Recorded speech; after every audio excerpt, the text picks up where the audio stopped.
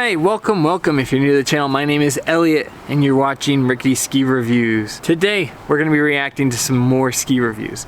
I've seen some comments saying, oh, you're reacting to ski reviews. Why are you doing that? And the answer is, it's October. What do you want me to do? Review skis? I can't. We're going to have some fun, but mostly, I don't know. I just enjoy calling out baloney when I see it, talking about skis. That's what we're here to do today. Talk about skis, and this is no exception. We're going to be talking about the Salomon QST 98 review by Out of Collective. I've only watched one or two Out of Collective videos. I saw one where they had like a podcast set up where they were sponsored by Fisher and they were reviewing Fisher boots. I don't know. You can be sponsored, but I don't know if I would take ski sponsorships on the same video where you're reviewing a product. I don't know. In my personal opinion, I would probably keep those things separate. Like if you're gonna review ski helmets, sure, Fisher can sponsor that. They're not really tied to it. If I'm reviewing a ski and booster straps is the sponsor, those aren't really conflicting in my mind. Just my personal opinion. That's like a very small blemish. The other video I watched was really good of theirs. The guy seems to know what he's talking about. Again, from the one video, I have not watched this video today, so I'll be reacting live. So the Salomon QST 98, let me just give you some background on it. It was one of my highest scored skis of last year. I gave it a 9 out of 10. It was just an amazing ski. It really would be my first pick for having a ski that's in the woods, but maybe dabbles in the groomers a little bit. Whereas the Maverick is my favorite kind of on-trail ski that can also go in the woods. They're kind of inverses of each other. The Salomon QST has a nice like kind of second bulge in the ski tip. And what happens is when you load the ski and kind of get it up on edge and you're at the apex of the turn, it really sits smoothly because of that second bulge. Probably the most innovative ski I've seen in the last 5 to 10 years. If you're looking for something that you could take in the powder and the groomers and really be able to jump between lines on the mountain, this is a nice ski. So let's see what Out of Collective thinks of it. And here we go. Is that good? Enough crunching there, guy? Adam here, back again to talk about the Salomon QST 98 for 2022.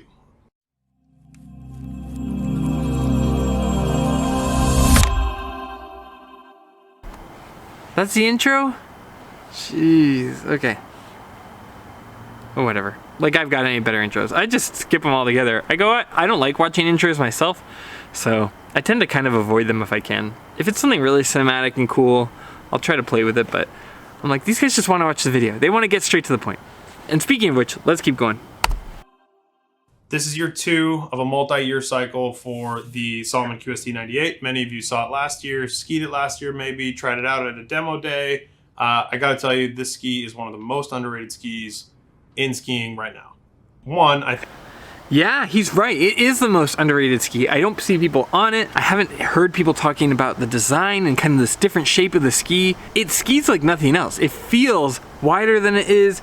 It's more reactive than it should be. It carves better than you would expect for a ski that doesn't have Titanal. I mean, I bought a pair myself. I bought the QST 106s, which is a wider version for powder, but I was so blown away by the shape, the way that they floated on powder, and the way that they carved. I agree. This is one of the most underrated. I would say it might be second only to the Atomic Maverick. I think third place for most underrated might be the Fisher Ranger. I think that these skis are in fact very underrated. I think it's undersold to people. I think it's kind of sold as like a middle of the road, like, oh, there's no metal in it. It's not an enforcer. It's not a K2 Mindbender. I think this ski's better than both of those skis. It's more fun. It's more playful, but it also still charges, and it's also $5.99. Yeah, on top of that, this guy is on the East Coast. I'm on the West Coast saying that because it just floats well, it carves super well, it feels good. But if you're on the East Coast and you still think it charges well, man, that says something about this ski. At that price point, it's really hard to beat a ski that's 98 underfoot. You can put a touring binding on and you can charge any terrain with. One of the reasons that I like the ski so much is because the tail profile is slightly rockered, as well as the tip profile with a slightly heavier rocker with camber underfoot. What that does for you is it allows you to initiate a turn super easy. It also lets you exit a turn really easily. And it also helps that the ski has a super tight turning radius. This is down to a 16-meter turn radius, which is about a meter shorter than a lot of the comparable skis, maybe even more. Okay, this guy's getting in the weeds a little bit on construction and letting it kind of indicate his narrative. This ski does really well in those conditions, but the thing he's talking about where the camber on the end or the tail rocker letting you get out of turns easier, I would say that's not entirely true. Unless you're talking about kind of like washing out your turns, then yeah, I would agree. But I talked about this in my review before and some of the previous videos I've done. The ski's real weakness does lie in some of those narrower corridors. If you don't have time to get that natural turn shape and you have to kind of cut your turn short, this ski probably is the most uncomfortable ski in that scenario. Like, it just doesn't do a good job of that. Now, you can avoid that, you can look ahead. Myself personally, I don't really like super narrow, steep runs, but some people do. I mean, like, I know people that do. I think they're crazy, but you know, so it does have a weakness. And I would say sometimes turn release on narrow, steep pitches could be it. If you have a smooth arc and you're completing your turn, no issue exiting the turn. I mean, it feels A+ great, but I just want to point out that one little weak spot of the ski, because in this case, I think he may be overlooking it. Things I like about this as well is the wide tip profile. So if you get that quick storm, you have your skis in the car and you're ready to go, there's no issue taking this thing out on a 12-inch powder day. And you'll still be able to ski it the next day for leftovers, and then the next day when things start to firm up. And if you're in New England, you know exactly what I'm talking about when it comes to conditions. Powder days last maybe 2 days. Okay, I want to say a few things about this. One, if it's a powder day, this is the first ski that I want. So he's right about that. Like, it's not like a thing where I would want these as carvers, and oh, by the way, I can put them in powder. That's probably why I got the 106, because I have this as a designated powder ski. But I would say that if there's powder, this would be my first pick. It wouldn't be kind of an afterthought like that. Secondly, he's talking about going there on like the second or third day after there's been big snowfall. If you're on the East Coast especially, that gets really crunchy, and that's where this ski you would kind of feel, because it's not really kind of cut through things the way that a K2 Mindbender or a Volcal Mantra will. This is kind of more of a playful float on top kind of ski, at least in my experience, that I would say that if I had like second or third day of snow, especially on the East Coast, right? Like I saw he was at Cannon in one of his other videos, probably wouldn't be my first pick, just because the ski feels fairly light. If you're looking for a real crud cutter in like wet, hard snow or crunchy snow, K2 Mindbender, Volcal Mantra are probably gonna excel in that scenario. Now, is the ski capable in those conditions? Absolutely, he's not saying anything wrong. But it wouldn't be my first pick to kind of describe this ski specifically. If that, right? And then it turns into nothing. So ideal ski for those kind of scenarios. One of the last real highlights about the ski for me is that it uses this thing called double sidewall technology. And what that is basically a double sidewall, exactly like it sounds, through the midsection of the ski. Why the midsection of the ski? Because that's where all your bite is. That's where all your edge control is. When you're arcing a turn, that's the part of the ski that's actually locked up into the ground. So yeah, kind of. He's talking about the bite, but the bite I would say is actually more towards where that second hump is in the ski. If you look at it, it's kind of got like, you've got your main bulge at the tip and then you've got kind of a secondary bulge. In my experience from actually just skiing on them, I felt that that's where a lot of the bite in the ski was. Now I think what the double sidewall is doing is once you get it on edge, that double sidewall is helping kind of hold you in a firm place as you get through the turn. And it makes more sense to me in what I'm feeling when I'm skiing. Just my opinion, but that's what I would put out there. Oh, or ideally snow. So that adds a huge, huge level of edge grip, of edge control that you wouldn't normally find in a ski that doesn't have any metal in it. So I think between CFX, between the corked amplifier, between double sidewall, and just with the tight turning radius overall, and at $599, Salomon QST is one of my favorite skis to put basically any binding on and ski in any condition. I have a pair of these set up with a Salomon MTN. I have a pair of these set up with a Salomon Shift.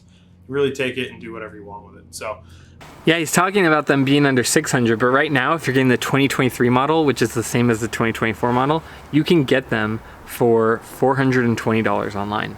So just so you know, they're out there. Yeah, under $599 is a great deal new mid-season, but you know what's even better? $420. Like, these are $419.97 right now online. That is a screaming deal. I've even seen the Salomon QST 92s for $330 on evo.com and a couple other sites. So if you're looking for skis, there are still good deals on these. That's the QST 92 is $330. The 420 is the QST 98.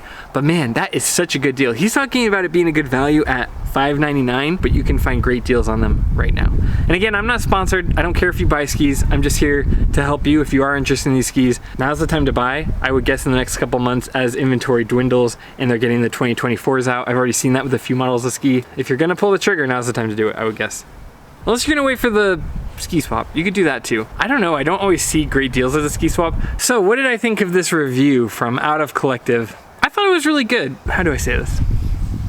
He's picking winners, right? Like I can say and kind of nitpick and say, oh, I felt the ski here, or I feel like this does this for the ski more than what you're saying. But at the end of the day, he's still picking a winner. He's still picking one of the most overlooked skis, underrated skis. He's still picking winners at the end of the day. So credit where it's due. I like this guy's reviews. Simple information if I'm trying to buy a ski. Out of Collective, you get a big 2 thumbs up. There's a couple things where he's kind of doing what early Ski Essentials used to do, where he's letting kind of the construction and what the manufacturer is saying indicate what he's feeling in the ski. What I would suggest to him when you go to demo the skis, do it completely blind, like don't read anything about it, and then kind of read it after. Because what I found is when I do a lot of research on a ski going into it, while that is like helpful in some ways, it ends up just having me kind of look for things in the ski.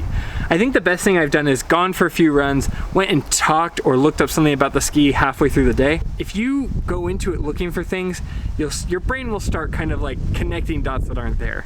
It's the same reason we see like faces on Mars or whatever, right? People see when they look at like satellite images, they're like, oh look, there's a face on the side of the mountain. It's like, no, your brain is really good at looking for patterns if you're looking for something to be there. So that's what I would say. Other than that, I mean, very insightful, very straightforward. I like these kind of videos. I mean, I feel a little bit different on the ski, but also remember I'm on the West Coast and this guy's on the East. That could be a large portion of it, honestly. And overall, great. I love seeing an underrated ski get some extra attention. So very cool, Out of Collective. So we'll see how this video does. I didn't see any audio that I think will get copyright claims, so maybe I'll keep working on these Out of Collective videos. More than anything, I just wanted to say thank you for watching. I really appreciate it. I really appreciate that you guys all like and subscribe to my content.